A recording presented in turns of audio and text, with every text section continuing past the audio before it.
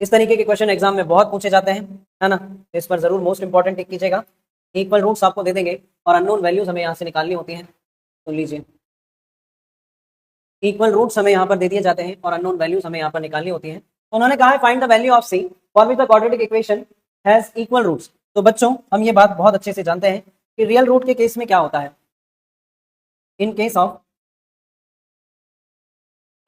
Of real roots, ठीक है। तो यहाँ पर डी जो है वो क्या होता है, 0 होता है, यानी कि बी स्क्वायर माइनस 4ac बराबर 0 होता है। तो बी स्क्वायर बराबर क्या हो जाएगा, 4ac हो जाएगा।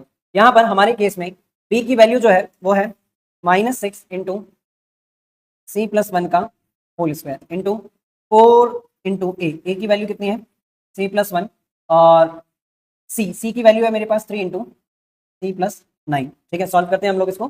तो बच्चों यहाँ पर बचेगा 6 का स्क्वायर 36 इंटू सी स्क्वायर प्लस 1 प्लस 2c, है ना। मैंने इसका भी स्क्वायर कर दिया है।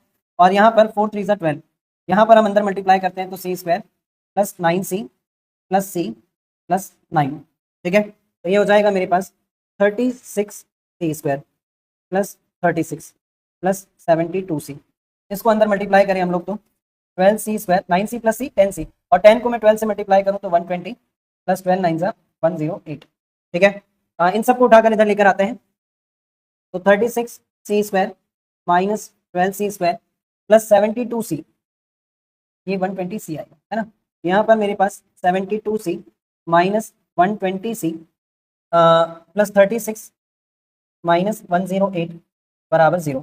तो 36 में से 12 जाएंगे तो यहाँ पर बचेगा बच्चों 24c स्क्वायर प्लस 72 में से 120 माइनस करें हम तो 10 में से 2 जाएगा, यहाँ पर माइनस में वैल्यू बचेगी, यहाँ पर माइनस में वैल्यू बचेगी। 10 में से 2 जाएगा 8, और यहाँ पर 11 में से 7 जाएगा, बचेगा 4, माइनस का 48c प्लस 36 में से 108 माइनस करते हैं तो ये भी माइनस में आएगा। 8 में से 6 जाएगा 2, और 10 में से 3 जाएगा 7, है ना, is equals to 0।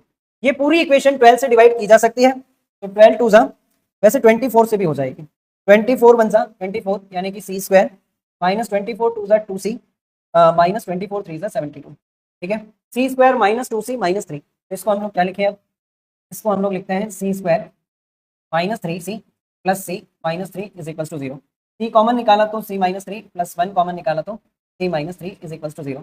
C minus 3 पूरे में से कॉमन निकाला तो C plus 1 is equals to 0। C की वैल्यू 3 और इसकी वैल्यू -1, ये दो वैल्यूज आएंगी। क्लियर है।